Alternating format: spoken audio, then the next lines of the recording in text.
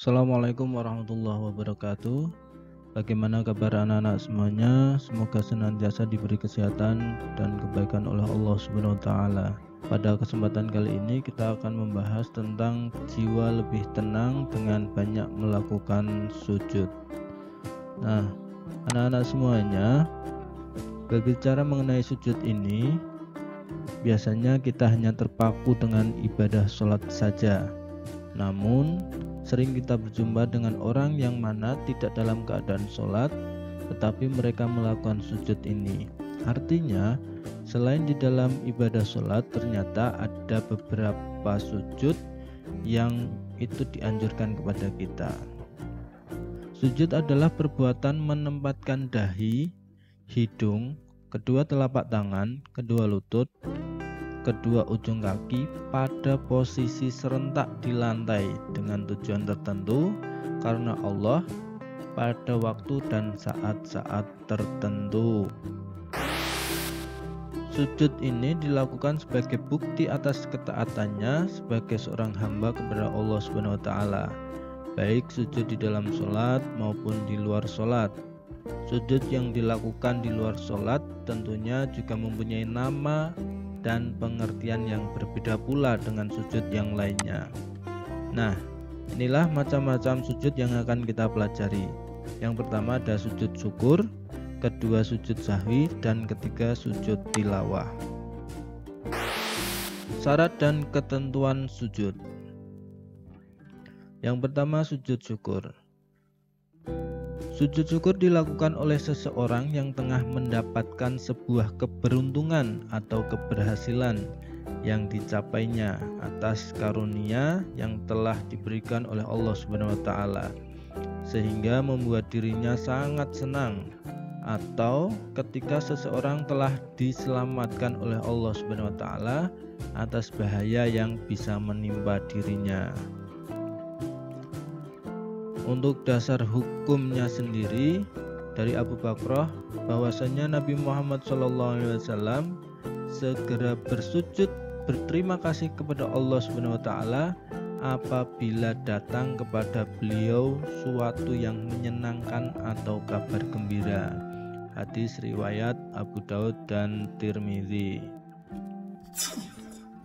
Sebab sujud syukur, yaitu pertama mendapatkan nikmat dari Allah Subhanahu wa taala, dan yang kedua terhindar dari mara bahaya.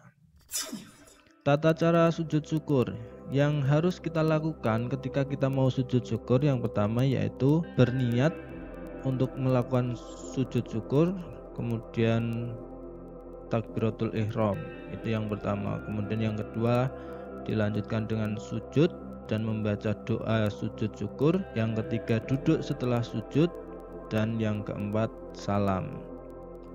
Doa sujud syukur yaitu subhanallahi walhamdulillahi wala ilaha illallah wallahu akbar wala haula wala quwata illa billahil aliyyil azim. Hikmah sujud syukur. Yang pertama, terhindar dari sifat sombong atau angkuh, serta terhindar dari kufur. Yang kedua, memperoleh kepuasan batin ketika merasa dekat dengan Allah sehingga memperoleh bimbingan dan hidayahnya. Dan yang keempat, memperoleh tambahan nikmat dari Allah Subhanahu wa taala. Nah, itulah tentang sujud syukur. Kemudian kita lanjut, yang kedua yaitu sujud sahwi. Sujud sahwi ini dilakukan karena lupa atau ragu-ragu di dalam sholat. Sujud ini sebagai rukhsah atau kemudahan atau keringanan yang diberikan oleh Allah Subhanahu wa taala kepada hambanya. Dasar hukumnya yaitu dari hadis riwayat Muslim nomor 571. Apabila salah seorang dari kalian ragu dalam sholatnya dan tidak mengetahui berapa rakaat dia sholat, 3 ataukah 4 rakaat, maka buanglah keraguan itu dan ambillah yang yakin. Kemudian sujudlah 2 kali sebelum salam. Jika ternyata dia sholat 5 rakaat, maka sujudnya telah menggenapkan sholatnya. Lalu Jika ternyata sholatnya memang 4 rakaat, maka sujudnya itu adalah sebagai penghinaan bagi setan. Sebab-sebab sujud sahwi. Yang pertama, meninggalkan salah satu rukun sholat. Kedua, meninggalkan tasyahud awal. Ketiga, lupa atau ragu-ragu jumlah rakaat sholat.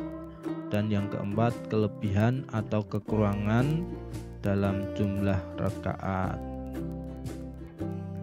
Kemudian tata caranya untuk sujud sahwi yaitu pertama, setelah tahiyat akhir langsung sujud, kemudian membaca doa sujud yaitu Subhanamal la yanamu wa la yashu. Kita ulangi sekali lagi, Subhanamal la yanamu wa la yashu.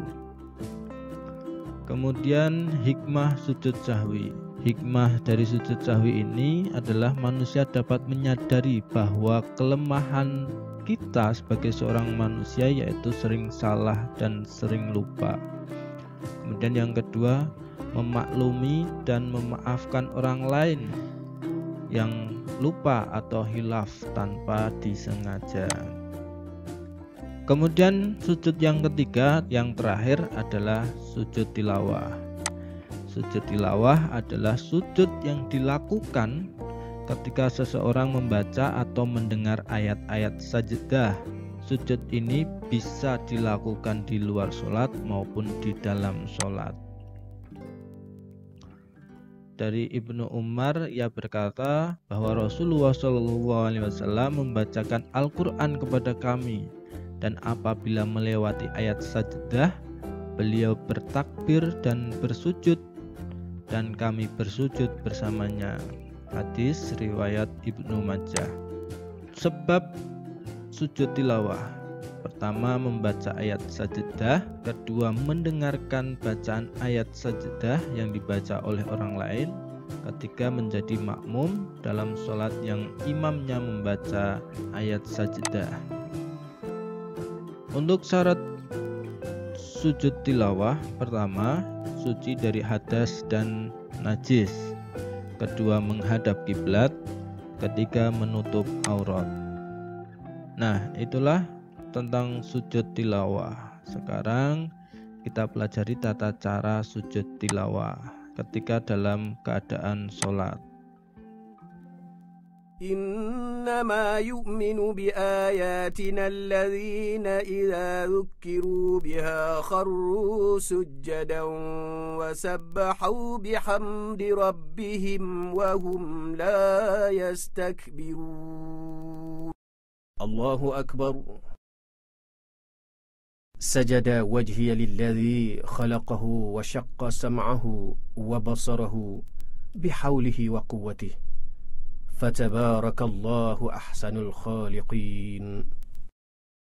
Kemudian hikmah sujud tilawah yaitu pertama, melaksanakan syariat Islam dengan tertib. Yang kedua, mendekatkan diri kepada Allah Subhanahu wa taala. Yang ketiga, berperilaku santun dengan mengamalkan Al-Qur'an. Dan keempat, menjauhkan diri dari godaan syaitan. Demikianlah anak-anak semuanya untuk pelajaran pada kali ini. Jangan lupa subscribe, like, dan komen video di bawah ini supaya channel PAI dan BP terus berkembang. Terima kasih, saya Ari. Wassalamualaikum warahmatullahi wabarakatuh.